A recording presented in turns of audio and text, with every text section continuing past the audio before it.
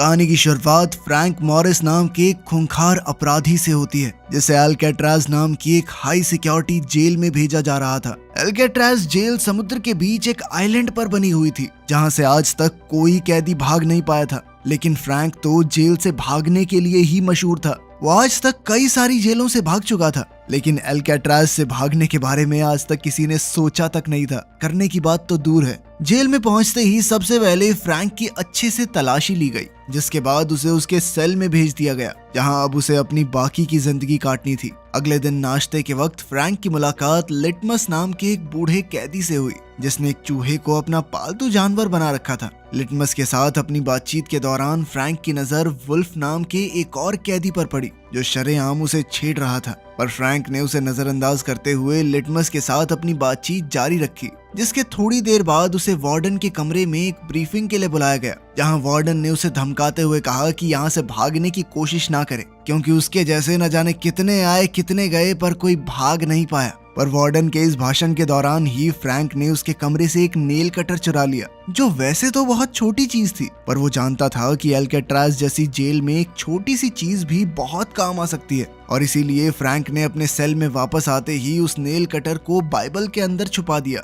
थोड़ी देर बाद एक ग्रुप शावर के दौरान वुल्फ एक बार फिर फ्रैंक के पास आया और उसने दोबारा से उसे छेड़ना शुरू कर दिया। पर इस बार फ्रैंक उसे नजरअंदाज करने के मूड में नहीं था और उसने वुल्फ को पकड़कर पीटना शुरू कर दिया। और उसके इस बर्ताव ने जेल के अंदर उसकी एक रेपुटेशन बना दी, जिसके बाद कोई भी उससे फालतू पंगे नहीं लेता था। धीरे धीरे जेल की लाइब्रेरी फ्रैंक का दूसरा घर बन गई, जहां उसकी मुलाकात जेल के लाइब्रेरियन इंग्लिश से हुई। इंग्लिश को भी अल्काट्राज में उम्र कैद की सजा सुनाई गई थी, जिसके चलते अब इंग्लिश बाहर निकलने की कोई भी इच्छा छोड़कर किताबों में ही अपना मन लगा बैठा था। असल में इंग्लिश और फ्रैंक दोनों को ही हिस्ट्री के ऊपर लिखी हुई किताबें बहुत पसंद थी, जिसके चलते उन दोनों में काफी अच्छी दोस्ती हो गई।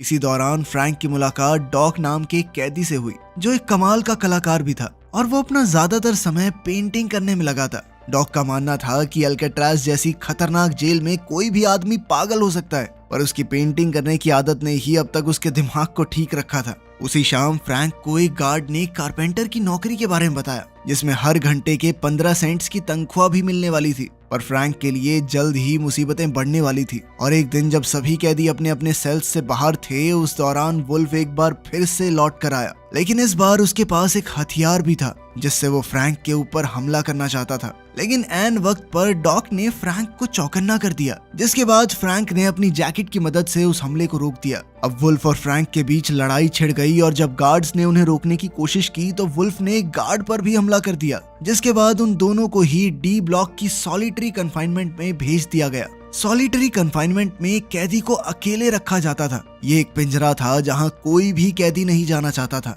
और अब फ्रैंक को इस पिंजरे में सिर्फ अपने आप को बचाने की वजह से जाना पड़ रहा था। इस बात से उसे बहुत गुस्सा आ रहा था। 2 हफ्ते तक उसी पिंजरे में रहने के बाद जब फ्रैंक को आजाद किया गया तो लिटमस ने अपने चूहे के जरिए फ्रैंक को खुश करने के लिए एक वेलकम नोट भेजा। वापस आने के बाद फ्रैंक की अपने पड़ोसी चार्ली से भी दोस्ती हो गई, जो वहाँ एक बहुत बड़ी चोरी की सजा काट रहा था। और उसने फ्रैंक को बताया कि उसे बॉर्डर क्रॉस करके भागने का बहुत ज्यादा दुख था, क्योंकि उसकी इसी गलती ने उसके जुर्म को और बड़ा बना दिया। अगले दिन वार्डन ने बिना किसी को बताए जेल का दौरा करने का फैसला किया, जिस दौरान उसे एक कैदी के सेल में अपनी तस्वीर दिखाई दी, जो पहले तो उसे बहुत पसंद आई, पर अगले ही सेकंड उसने जेल से डॉक की बनाई हुई सभी पेंटिंग्स को बाहर निकालने का आदेश दिया। और उसके इस फैसले ने डॉक को अंदर से पूरी तरह तोड़ दिया, क्योंकि डॉक सिर्फ अपनी पेंटिंग्स के सहारे ही जिंदा था। वो अपनी बनाई हर एक पेंटिंग से बहुत प्यार करता था। फ्रैंक ने डॉक को लाख बार समझाने की कोशिश की कि कोई बात नहीं भाई, पेंटिंग ही तो थी, अब जीना तो है ना यहाँ पे।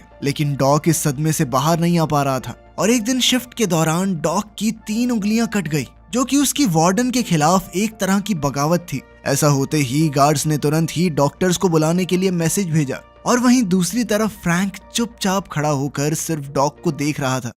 उसी रात जब फ्रैंक अपने सेल में बैठा हुआ था तो उसकी नजर वेंट से निकल रहे एक कॉकरोच पर पड़ी, जिसे देखकर फ्रैंक को एहसास हुआ कि शायद ये वेंट बाहर निकलने वाले किसी दरवाजे का रास्ता हो। तभी इंग्लिश ने उसे बताया कि असल में वार्डन ने डॉक की सभी पेंटिंग्स इसलिए बाहर निकलवाई थी क्योंकि उसे अपनी तस्वीर पसंद नहीं आई। अगली बार खाना खाते वक्त फ्रैंक की मुलाकात जॉन और क्लेरेंस नाम के 2 भाइयों से हुई, जिन्होंने उसे एक पिछली जेल की मुलाकात से पहचान लिया था और अब अपनी बातचीत के दौरान वो लोग अल्काट्राज के बारे में बात कर रहे थे कि कैसे इस जेल से भागना नामुमकिन था, क्योंकि जेल चारों तरफ से पानी से जो घिरी हुई है और अब उनके मुताबिक उन्हें अपनी पूरी जिंदगी यहीं बितानी पड़ेगी। पर उनकी इस बातचीत ने फ्रैंक के दिमाग में एक नए आइडिया का बीज बो दिया और अब फ्रैंक इतिहास बनाना चाहता था। वो इस जेल से भागने वाला पहला इंसान बनना चाहता था। उसी रात फ्रैंक ने वार्डन के कमरे से चुराए हुए नेल कटर की मदद से अपने कमरे की ग्रिल के आसपास मौजूद सीमेंट को खुरेदना शुरू कर दिया और जैसे ही उसे गार्ड्स के पैरों की आवाज आती तो वो उस नेल कटर को बाइबल में छुपाकर उसे पढ़ने का नाटक करने लग जाता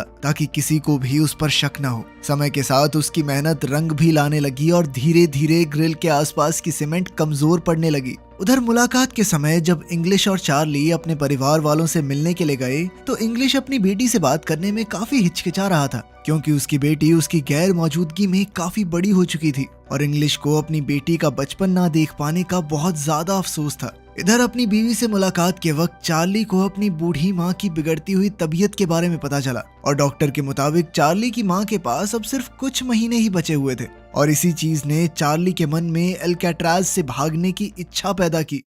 अगली सुबह नाश्ते के दौरान फ्रैंक ने जॉन और चार्ली के सामने अपना जेल से भागने का प्लान रखा। फ्रैंक के मुताबिक खारे पानी और हवा ने जेल की इमारत को काफी कमजोर कर दिया था, जिसके चलते वो लोग सीमेंट को कुरेद कर वेंटिलेशन ग्रिल्स को निकाल सकते हैं, जिसके बाद वो उन्हीं ग्रिल्स से होते हुए पाइपलाइंस तक पहुंचकर वहां से भाग जाएंगे। पर बात अभी भी वहीं अटकी हुई थी कि जेल से तो निकल जाएंगे, समुद्र पार कैसे करेंगे। इस पर फ्रैंक ने कहा कि क्लेरेंस जेल के कपड़ों के डिपार्टमेंट में काम करता है, तो वो वहां से एक एक करके कभी रेन कोट और थोड़ी बहुत रबड़ सीमेंट चुरा सकता है। इस सब की मदद से मुझे लाइफ बोट और लाइफ जैकेट बनानी आती है, भरोसा करो मेरे ऊपर। फ्रैंक का प्लान सभी को काफी पसंद आया और उन सभी ने एक साथ मिलकर इस प्लान पर काम करने का फैसला किया। उस रात फ्रैंक हर रोज की तरह अपने सेल में सीमेंट को निकालने में लगा हुआ था, पर इस बार चार्ली भी उसके साथ था, जो अपने सेल से बाहर नजर रखे हुए था ताकि किसी गार्ड को उनके प्लान के बारे में पता न चले। इधर फ्रैंक का काम तो हो रहा था, पर नेल कटर छोटा होने की वजह से उसको चलाने में बहुत ज्यादा समय लग रहा था और मेहनत भी बहुत ज्यादा हो रही थी।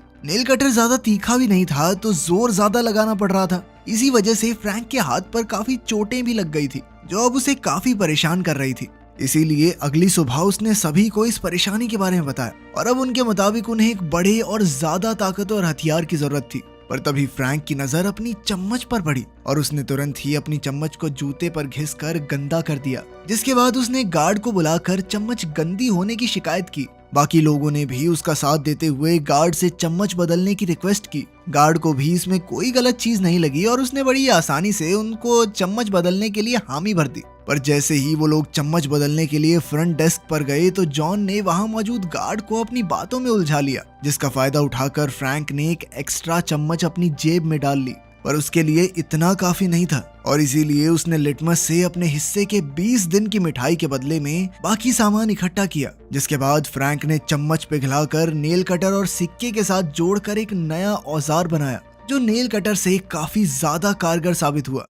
उसी रात जब फ्रैंक तेजी से सीमेंट को कुरेदने में लगा हुआ था, तभी एक गार्ड वहां आया, जिस पर चार्ली की नजर नहीं पड़ी। पर खुशकिस्मती से ऐन वक्त पर इंग्लिश ने बीच में आकर उस गार्ड का ध्यान भटका दिया, जिससे चार्ली को जेल बार्स पर जोर से मुक्का मारकर फ्रैंक को चौकन्ना करने का मौका मिल गया। इशारा मिलते ही फ्रैंक ने तुरंत ही सारा सामान छुपा दिया। वो लोग इस बार तो बच गए, पर अब फ्रैंक समझ चुका था कि वो चार्ली पर पूरी तरह भरोसा नहीं कर सकता। अगले कुछ दिनों में फ्रैंक समझ गया था कि उन ग्रिल्स के अंदर पेंच भी कसे गए हैं, जिन्हें खोलने के लिए उन्हें एक नया औजार चाहिए था। इस दौरान जब भी फ्रैंक को बाहर जाने का मौका मिलता तो वो ग्रिल से निकली हुई सीमेंट को चुपचाप बाहर गिरा देता। कारपेंटर शॉप पर काम करते हुए फ्रैंक ने चोरी छिपे एक छोटा सा औजार तैयार किया, पर उसे दुकान से बाहर निकालने के लिए फ्रैंक को उसे मेटल डिटेक्टर से बचाकर निकालना था और इसके लिए उसने एक लोहे का सड़ा हुआ टुकड़ा अपने हाथ में रख लिया। और जब मेटल डिटेक्टर का अलार्म बजा तो फ्रैंक ने गार्ड के हाथ में वही सड़ा हुआ टुकड़ा पकड़ा दिया,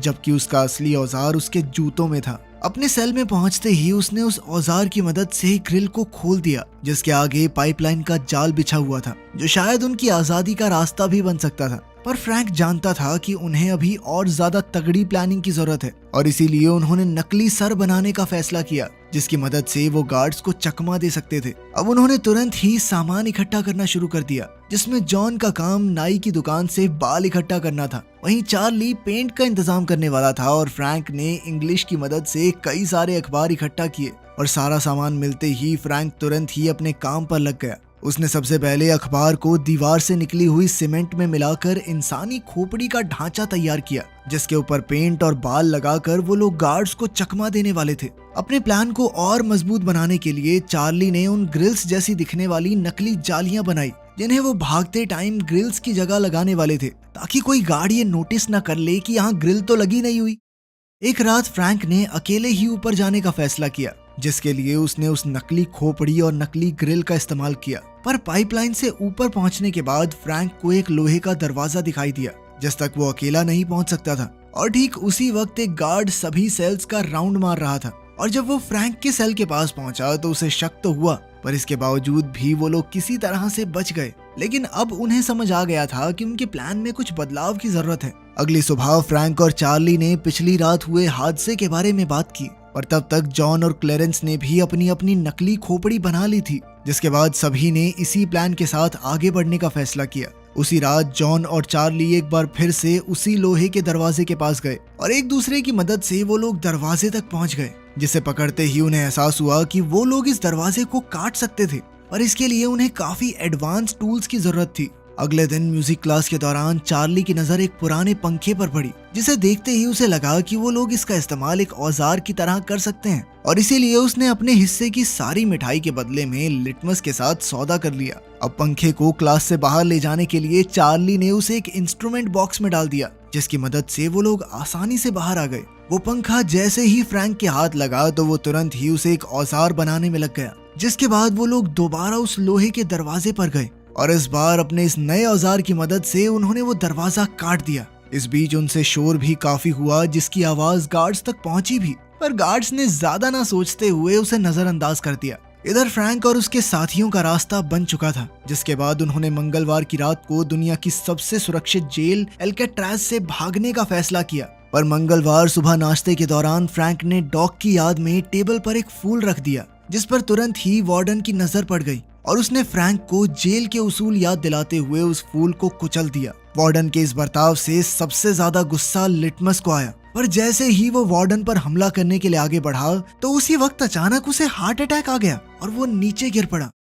थोड़ी देर बाद वार्डन ने अचानक फ्रैंक के सेल की तलाशी ली, पर उसे वहाँ कुछ भी नहीं मिला, जिसके चलते वो काफी नाराज था और उसने इसी नाराजगी में चार्ली और फ्रैंक का सेल बदलने का आदेश दे दिया। उधर वुल्फ भी सॉलिटरी कन्फाइनमेंट से आजाद हो चुका था और अब वो दोबारा फ्रैंक पर हमला करने के लिए पूरी तरह से तैयार था। पर जैसे ही वो हमला करने के लिए आगे बढ़ा तो इंग्लिश ने उसे बीच में पकड़ लिया। उस रात फ्रैंक, जॉन, चार्ली और क्लेरेंस ने पाइप में मिलने का फैसला किया, लेकिन फिर ऐन वक्त पर चार्ली काफी ज्यादा घबरा गया और उसने प्लान में शामिल ना होने का फैसला किया। लेकिन बाकी तीनों बिल्कुल अपने प्लान के मुताबिक आगे बढ़ रहे थे और इधर चार्ली की आंखों के सामने से उसकी आजादी का सपना दूर होता जा रहा था। उधर उस दरवाजे को पार करते हुए फ्रैंक और बाकी लोग छत तक पहुंच गए थे, जहां उन्हें सर्च लाइट्स से बचना था। उधर चार्ली ने भी आखिरकार जेल से भागने का मन बना लिया, जिसके बाद वो पूरी रफ्तार से पाइपलाइन से होता हुआ उस लोहे के दरवाजे तक पहुंचा। पर अब वो अकेला उस दरवाजे को पार नहीं कर सकता था, जिसका मतलब था उसने अपनी आजादी का मौका अपने डर की वजह से गवा दिया। वहीं दूसरी तरफ सर्च लाइट से बचते बचाते फ्रैंक, जॉन और क्लेरेंस जेल की दीवार तक पहुंच गए। उन्होंने देखा कि कहीं आसपास कोई है तो नहीं और फिर वो चुपचाप दीवार को पार करके जेल से बाहर आ गए। अब वो तीनों कैदी एक रोड को पार करते हुए समुद्र के किनारे तक पहुंच गए थे। वो अच्छे से जानते थे कि किसको क्या करना है और तीनों शांति और तेजी से अपना काम कर रहे थे। उन्होंने जल्दी जल्दी नाव के अंदर हवा भरनी शुरू कर दी, जिसे मुंह से फुलाना बहुत मुश्किल काम था, लेकिन फिर भी अपनी जान बचाने के लिए उन तीनों ने ये कर दिखाया। और अब वो लोग एल्केट्राज की सरहद से हमेशा हमेशा के लिए दूर जाने के लिए समुद्र में उतर गए।